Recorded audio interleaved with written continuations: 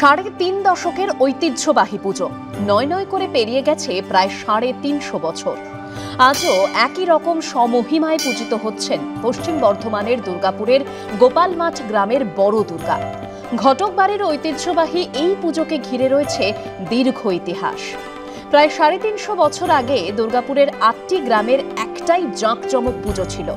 গ্রামগুলো যেখানে অবস্থিত ছিল, প্রায় ৭০ বছর আগে সেখানে রাষ্ট্রায়ত্ত ইস্পাত কারখানা তৈরি হওয়ায় জনবসতি পাশে উঠে যায়। দুর্গাপুর স্টিল প্ল্যান্ট যেখানে হয়েছে, আমাদের গ্রাম ওখানেই ছিল। ৮খানা গ্রাম ছিল, মেজেটি, সুজরা, মোহনপুর, ধুনরা। সেই ৮খানা গ্রামকে যখন রিহ্যাবিলিট করে আমাদের এখানে দেয়, তো তারপরে ডিএসপি প্ল্যান্ট তৈরি হয়।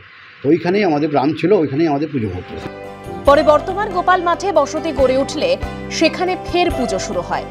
জেঠা কাকাদের মুখ দিয়ে যেটা শুনেছি যে দীর্ঘ ৩৫০ বছর আগে দামোদর নদীতে আমাদের স্বপ্নাদর্শের নয়নসুখ ঘটক এই মায়ের পাটা ভেসে আসে এবং সেই পাটা দিয়েই আমরা আজকে বর্তমানে দুর্গাপুর স্টিল প্ল্যান্ট সেখানে দুর্গা ফার্নিস, যেটা সেই ফার্নিসের কাছেই মন্দির প্রতিষ্ঠিত হয় এবং তিনি আমাদের মাকে সেখানেই প্রতিষ্ঠা করে।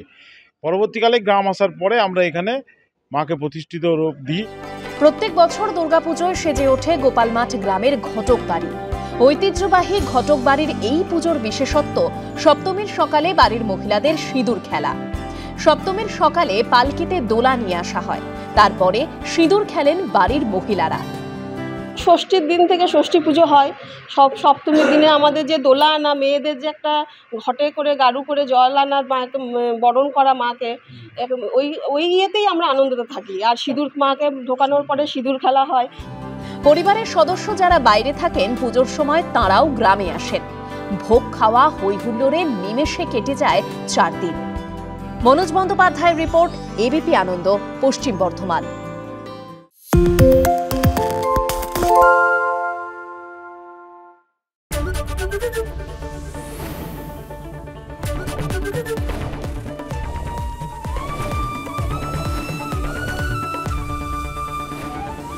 এবিপি আনন্দ, এগিয়ে থাকে, এগিয়ে রাখে। সত্য অন্তহীন, সত্যের খোঁজও তাই। সত্য সন্ধানে তাই আমরা অক্লান্ত, অকুতভয়। এবিপি আনন্দ নতুন ভাবনার প্রতীক, যা মনে মুক্ত, তথ্যে যুক্ত এবং যাবতীয় সীমানার বাঁধন থেকে মুক্ত।